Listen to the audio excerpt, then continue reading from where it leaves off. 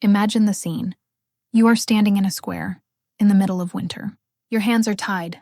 In front of you, several soldiers are preparing their weapons. You have just heard your death sentence. In a few minutes, perhaps even in a few seconds, you are going to die. You look at the sky one last time. You think about your family, your dreams, and everything you have not yet had time to do. Then, at the last moment, a man arrives with a message.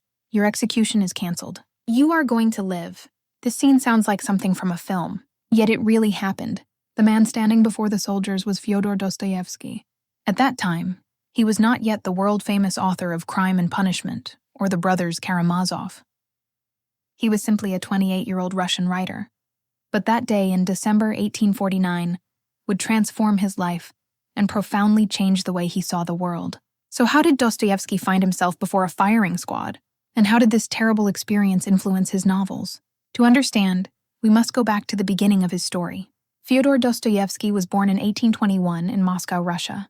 His father worked as a doctor in a hospital for poor people. Young Fyodor therefore discovered illness, poverty, and suffering at an early age, but he also discovered books. He loved reading and was interested in stories about human beings, their fears, and their difficulties. His mother died when he was only 15 years old. Sometime later, his father also died. These losses deeply affected the young man. His father wanted him to become an engineer.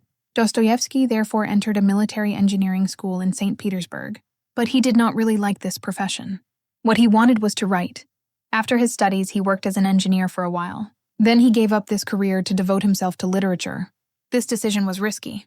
He did not have much money and did not know whether he would be able to make a living from his books. In 1846, he published his first novel, entitled Poor Folk. The book tells the story of ordinary people facing poverty and humiliation. The novel quickly became a great success. Some critics described Dostoevsky as a very promising writer. At only 24 years old, he became known in the literary circles of St. Petersburg. But the success did not last long. His following books were less well received. Dostoevsky began to doubt himself. He felt isolated and misunderstood. During this period, he joined a group of young intellectuals. This group met to discuss literature, politics, and Russian society. Its members spoke in particular about poverty, injustice, and the lack of freedom. They also read texts that were banned by the government. At that time, Russia was ruled by Tsar Nicholas I. The authorities closely monitored people who criticized the government. Freedom of speech was very limited. New ideas were considered dangerous. In April 1849, the police arrested Dostoevsky, along with several members of his group. He was taken to the Peter and Paul Fortress in St. Petersburg.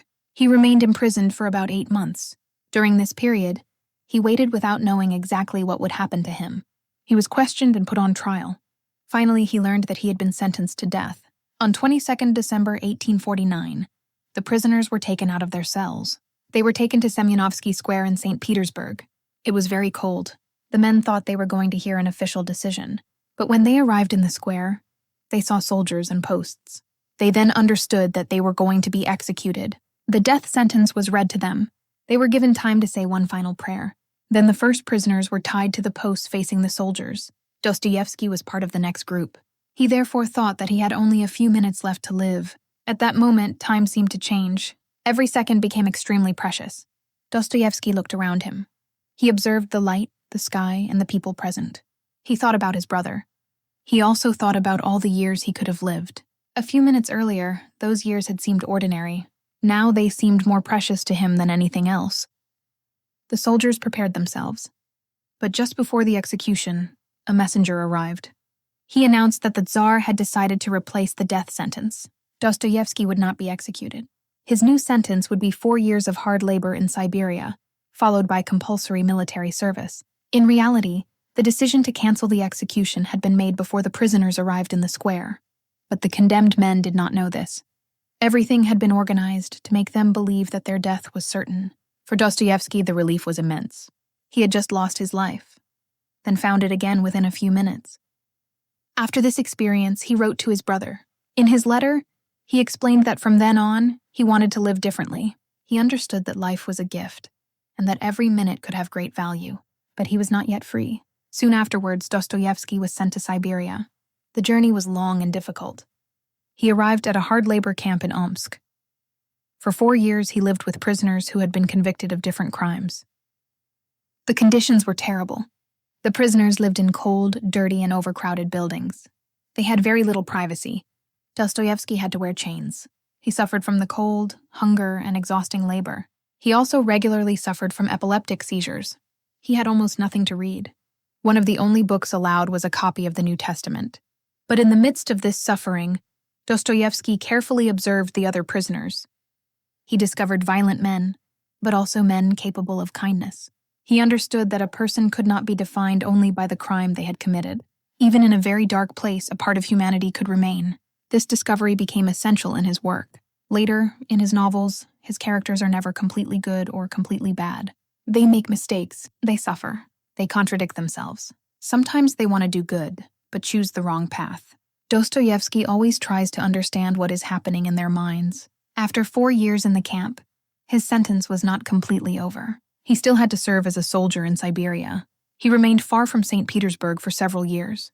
He was not given permission to return to the European part of Russia until 1859. When he returned, he almost had to begin his career again from the beginning. The literary world had changed. New writers had become famous. But Dostoevsky now possessed something he had not had before his arrest.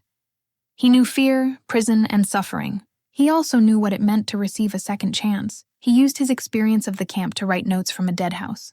In this book, he describes the lives of prisoners in Siberia. Then he wrote the great novels that would make him famous throughout the world. In 1866, he published Crime and Punishment.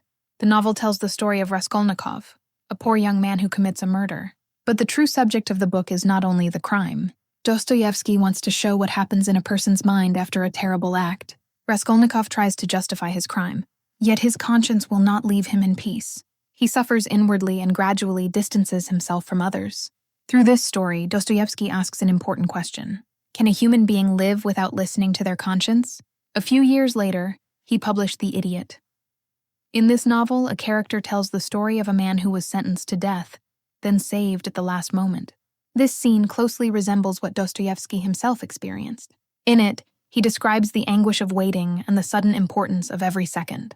Dostoevsky also wrote Demons and the Brothers Karamazov. In all these novels, he speaks about guilt, faith, doubt, freedom, and responsibility. But his personal life remained difficult. He experienced money problems. He lost a great deal of money at roulette and fell into debt. He continued to suffer from epilepsy. He also lost several people he loved. For a time, he had to write very quickly to pay his debts. It was under these circumstances that he met Anna Snitkina, a young woman whose job was to write down the words he dictated.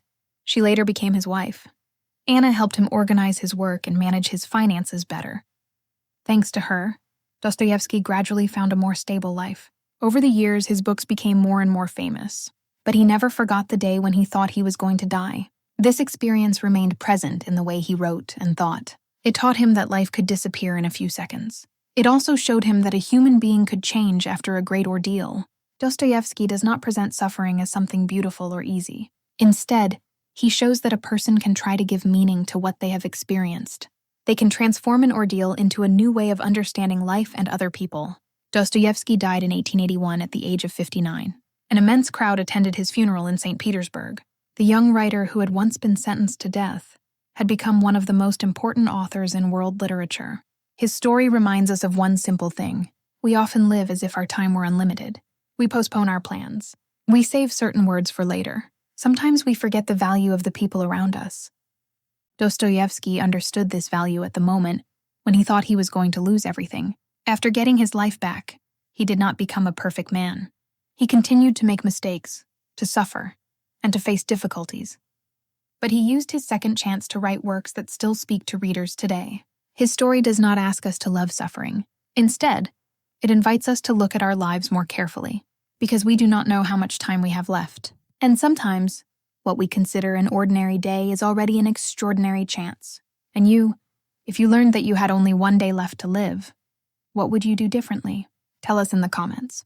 And subscribe to discover more true stories.